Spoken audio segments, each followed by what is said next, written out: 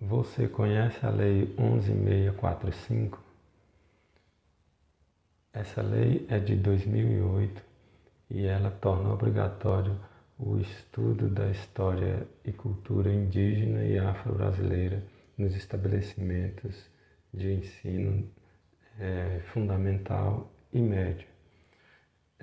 Anteriormente a essa lei, também houve uma outra lei, a 10.639, de 2003, que alterou a Lei de Diretrizes e Base Nacional para incluir a obrigatoriedade da temática de História e Cultura Afro-Brasileira. Essas duas leis representam um passo bastante importante para o ensino de história. Toda vez que a gente conta uma história, a gente assume uma perspectiva, né? Não há ninguém que consiga contar uma história que consiga abarcar todas as perspectivas, né?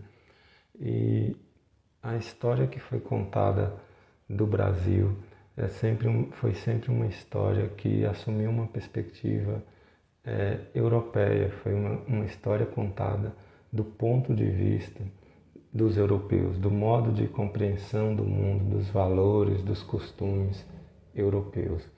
E isso fez com que a história indígena e a história do povo africano tenha ficado num segundo plano, né? Entrou na história do Brasil da perspectiva europeia. E a criação dessas leis significa então um passo importante na superação dessa questão para a inclusão de fato, né, verdadeira da história desses povos como algo importante para que a gente possa compreender o que é o Brasil.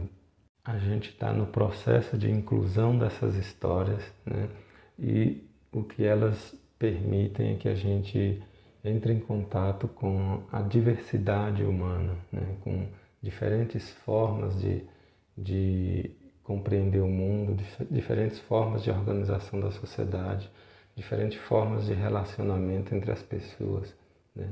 E isso nos coloca diante dos preconceitos que a gente construiu ao longo da história brasileira sobre essas populações e nos coloca diante da necessidade de superação desses preconceitos.